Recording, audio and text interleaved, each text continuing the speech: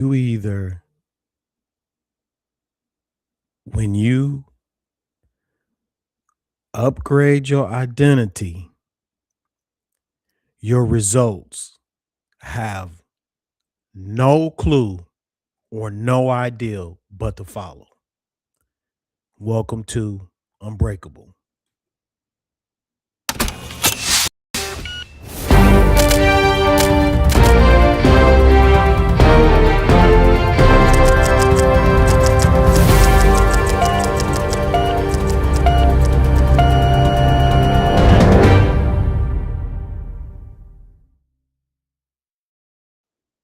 Hey, welcome. Hey, it's Monday, everybody. So let's get ready to work. I hope everybody had a good weekend and coming out the gate really strong on this Monday. I know I'm happy to be here, thankful to be alive, and looking forward to the holidays coming up. And so, as we prepare for 2026 in December, whatever it is that you're feeding your mind is either going to build you or break you. And that just depends on some of the things that you put in. So, I got a couple of coaching points, that I want to be able to share when it comes down to working on your mindset. Coaching point number one is for unbreakable.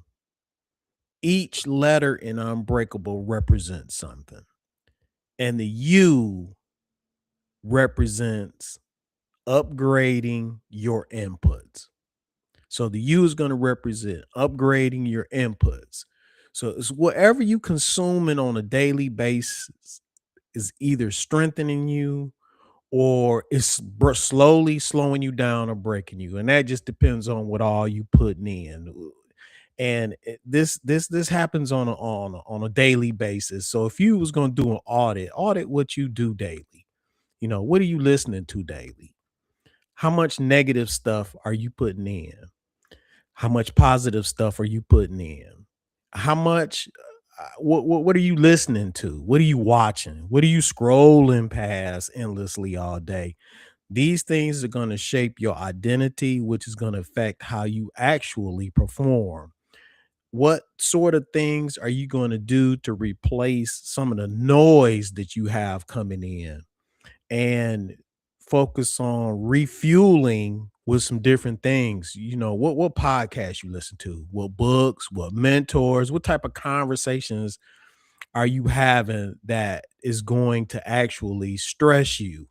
And I think the number one question that you probably should ask yourself, and I ask myself this often: what is sharpening me, and what is sedating me? What's putting me to sleep? What sort of things are dulling me? And then I try to get rid of those things in my circle that are dulling me.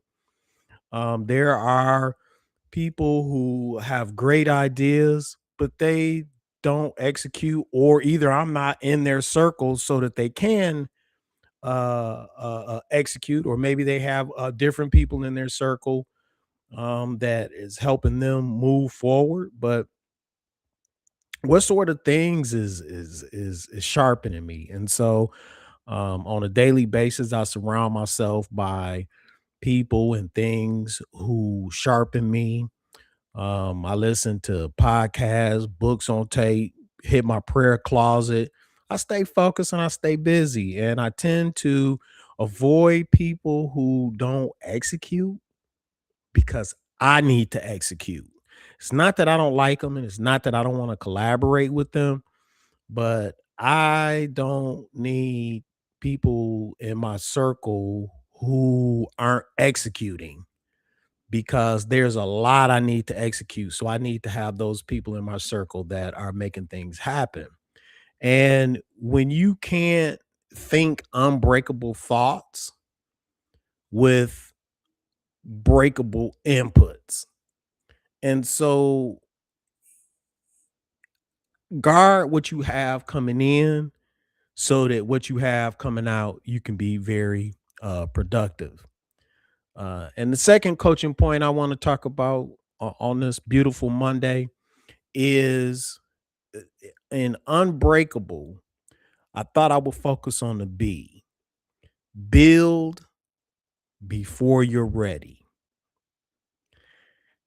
A lot of people is where they get stuck, waiting to feel when they're ready, waiting to feel when things are all right, waiting to things are perfect before you actually start building something. It's not that you don't count the cost before you build it, but the way to actually, when you have a great ideal, if you have think you've been inspired by God to execute something, you move on it in a very fast way.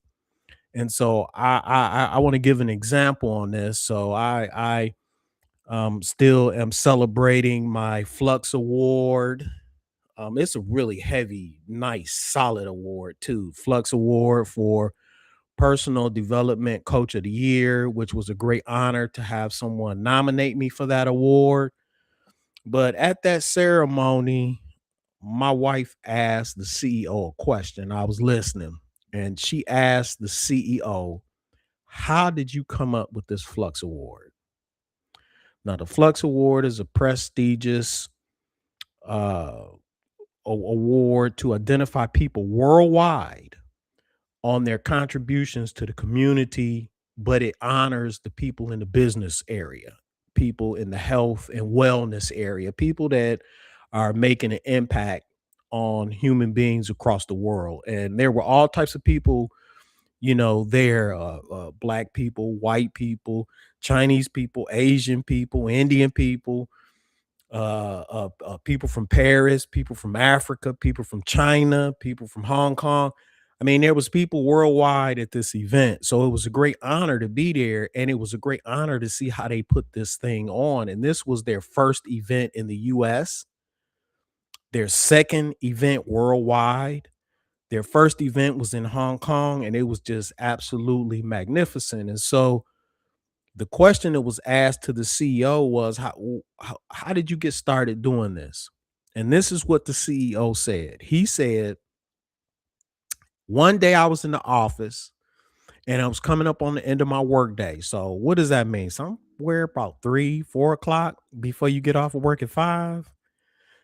And he said he had this idea. So he called his team into the office, into the conference room. And he said 4 hours later, they came up with this ideal, laid it out, mapped it out on how they wanted to do it. And the next day they launched.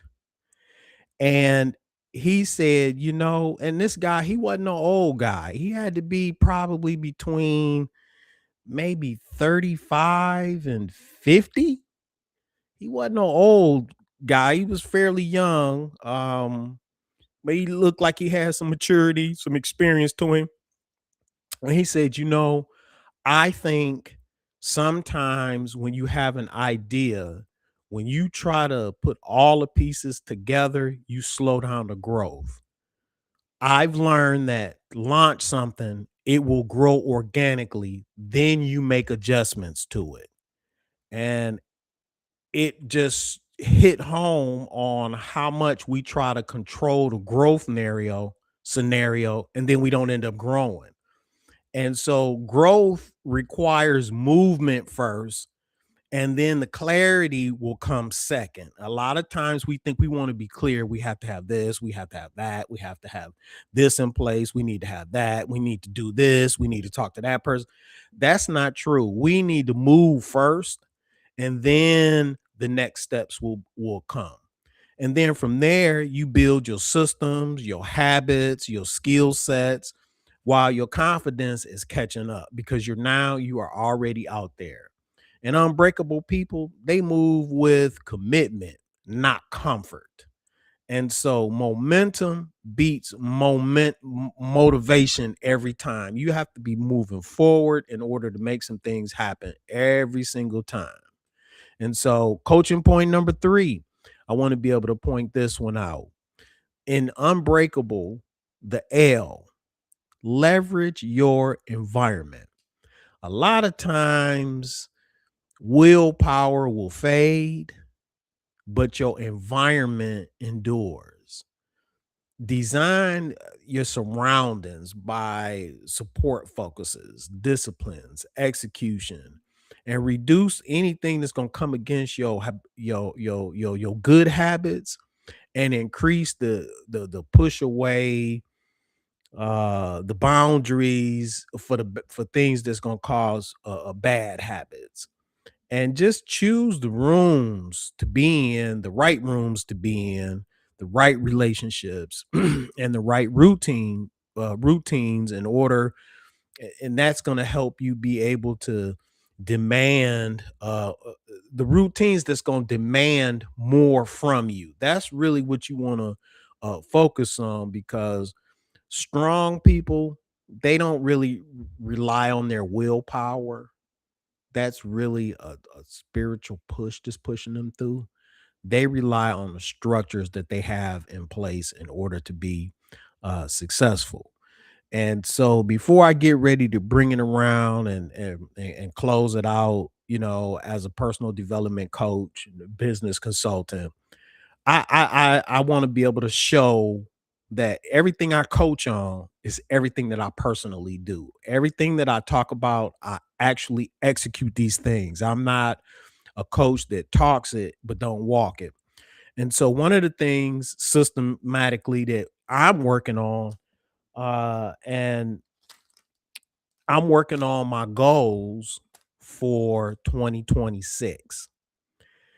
Now, we have my coaches me, coaches our people that's in the coaching program, that we create 101 goals every year at the beginning of before every year. We create 101 goals. 101 goals? How what you mean? Look, 101 goals. So I have pages of goals, pages. This was from 2025. 101 goals. I actually had 101, 2, 3. I had 103 goals that I created. And so what happens in December is I start going through, well, I go through them every month. I should be going through them every week, but I go through them every month to see which ones I need to focus on. So I cross those out, and then I move the ones I haven't completed over to 2026, and then I add new ones. So I'll start off in January already with 101 goals when January the first hit, and I'm already out the gate. I don't have to create those things. These things already have momentum while people are just now working on those type of things and what they want to accomplish. That's what you focus on in December. And I have a new journal. Now I'm already ready to crack open, and I've already went through my goals. So I'm getting ready to transfer them over to the old journal, to the new journal, my success journal. And this is how I stay focused and help keep momentum when I do start to get distracted or when I do get off. And I think what's going to happen is I used to look at my goals once a month, but I'm going to look at the 101 goals every week. That's going to be a new change in the structure coming up for 2026. And so I just want to encourage everybody to prepare in December. Continue to prepare. Go get your journals, write some goals down. Tomorrow is training day Tuesday. I'm gonna focus on how to actually break down goals of things that you want to accomplish in 2026, because it seems like it's a lot. And even when you try to focus on the first 25, it seems like it's a struggle, but they're broken down into categories. And so this should help you increase and expand the things that you want to do. So that's my time. Look, it's what you prepare for now and after that determines whether you stay broken or become unbreakable. That's my time, y'all. Everybody have a happy Monday. Remember, let's work.